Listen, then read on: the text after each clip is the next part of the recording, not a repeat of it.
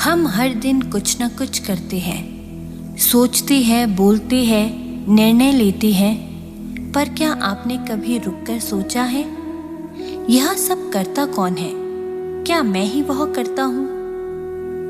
यहाँ श्री कृष्ण उस रहस्य को खोलते हैं जहाँ आत्मा, शरीर और कर्म तीनों का संबंध स्पष्ट होता है। वे बताते हैं कि आत्मा न करती है न करवाती है, वह केवल साक्षी है। कर्म केवल इंद्रियां और प्रकृति के गुणों का खेल है। जो इस भेद को जान ले वह कर्म करता हुआ भी बंधता नहीं। यहाँ से आरंभ होता है कर्ता भाव के अंत का विज्ञान। ब्राह्मण्याधाय कर्माणि संगम त्यक्त्वा करोति यः लिप्यते न स पापेन पद्मपत्रमिवाम्भसा। जो अपने सारे कर्म ब्रह्म को अर्पण करता है, जो आसक्ति को त्याग कर कर्म करता है, वह पाप से लिप्त नहीं होता। ठीक वैसे ही जैसे जल से कमल का पत्ता अछूता रहता है। यह श्लोक निष्काम कर्म का मूल मंत्र है। जो व्यक्ति अपने हर कार्य को ईश्वर को समर्पित करता है, मैं नहीं तू ही करता है, ऐसी भावना से जो कर्म करता है, उस पर पाप, अहंकार या कर्मफल की छाया नहीं पड़ती। कमल के पत्ते की तरह वह संसार में होता है, पर संसार उसमें नहीं होता। समर्पण में शक्ति है। जब हम कर्म को ब्रह्म को समर्पित करते हैं तो कर्म हमें छू नहीं पाता। कायेन मनसा बुद्धया केवलैरिन्द्रियैरपि योगिनः कर्म कुर्वन्ति संगत्यक्त्वात्मशुद्धये। योगी जन अपने शरीर, मन, बुद्धि और इंद्रियों द्वारा सभी कर्म करते हैं, पर आसक्ति का त्याग करते हैं, केवल आत्मा की शुद्धि के लिए। यहाँ कर्मयोग की सच्ची प्रेरणा दी गई है। योगी कर्म करता है, पर ना तो फल की इच्छा से, ना अहंकार से, ना मोह से। उसका उद्देश्य है अंतःकरण की शुद्धि, मन की स्थिरता और आत्मा की प्राप्ति। कायिक, मानसिक और बौद्धिक कर्म सब होते हैं, पर मैं का भान उसमें नहीं होता। कर्म जब साधन बन जाए शुद्धि का, तब वही कर्म योग बन जाता है। युक्तः कर्म फलं त्यक्त्वा शान्तिमाप्नोति नैष्ठिकीम् अयुक्तः कामकारेण फले सक्तो निबध्यते। योग युक्त व्यक्ति फल की इच्छा को त्याग कर अंततः परम शांति को प्राप्त करता है।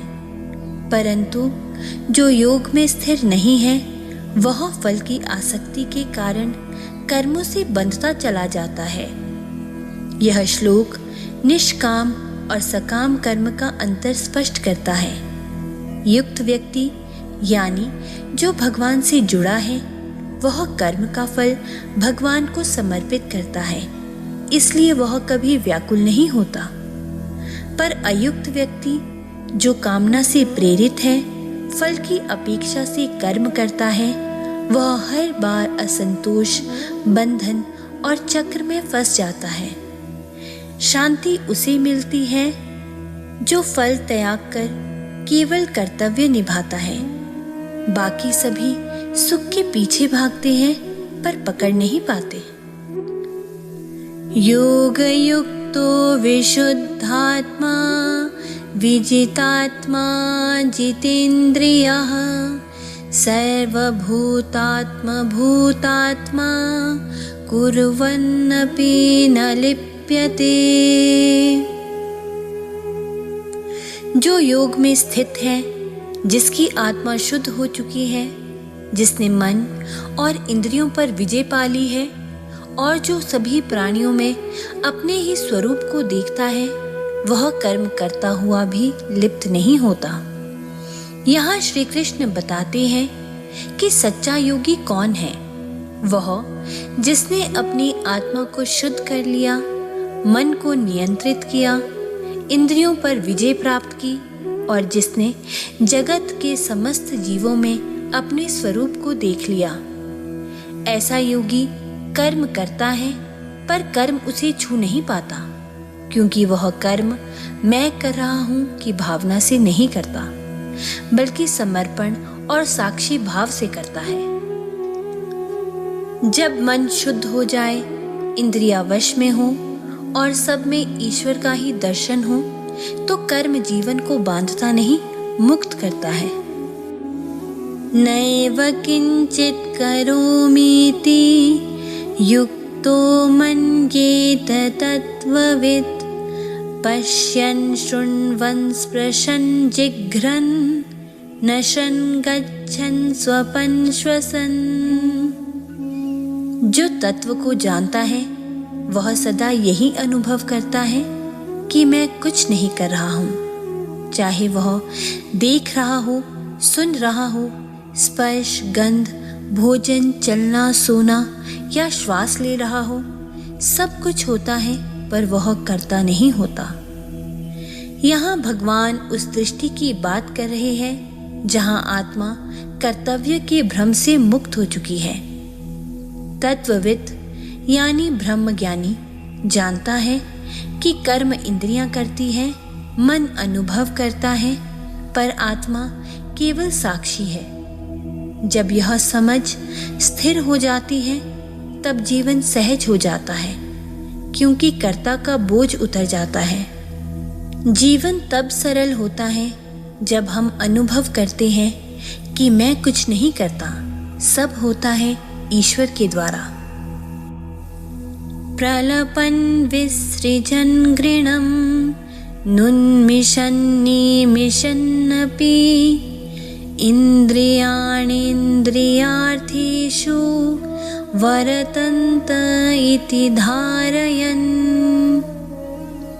जब वह बोलता है, त्याग करता है, ग्रहण करता है, नेत्र खोलता है या बंद करता है, तो वह यह जानता है कि इंद्रियां ही अपने विषयों में स्थित है। यह श्लोक ब्रह्मज्ञानी की निष्कलंक दृष्टि का प्रतिबिंब है। वह जानता है कि ये सारी क्रियाएं प्रकृति और इंद्रियों के बीच हो रही है। बोलना, त्याग करना, ग्रहण करना, देखना, सब कुछ देह और मन के स्तर पर घट रहा है, पर आत्मा उससे परे अछूती साक्षी बनी रहती है। जो इस भेद को जान ले वह जीवन की हलचलों में उलझता नहीं, बल्कि उनकी पार्श्व भूमि बन जाता है। यहाँ श्री कृष्ण ने हमारे अहम पर सबसे सटीक प्रहार किया कि आत्मा न कभी कुछ करती है, न उसमें लिप्त होती है। कर्तापन का अनुभव केवल अज्ञान से है। जो यह जान लेता है कि मैं शरीर नहीं हूँ, इंद्रियां ही क्रिया करती हैं और आत्मा तो केवल साक्षी है, वह कर्म करता हुआ भी मुक्त रहता है। आज भी यही ज्ञान हमें भीतर से हल्का कर सकता है। जब हम यह जान लें कि मैं प्रवाह में हूँ पर मैं प्रवाहित नहीं हूँ, तो जीवन तप नहीं रहता, वह योग बन जाता है। आगे हम और भी गहराई से देखेंगे कि कैसे ज्ञान से जन्मता है समतव और कैसे ज्ञानी कर्मों में स्थित होकर भी निर्लिप्त रहता है।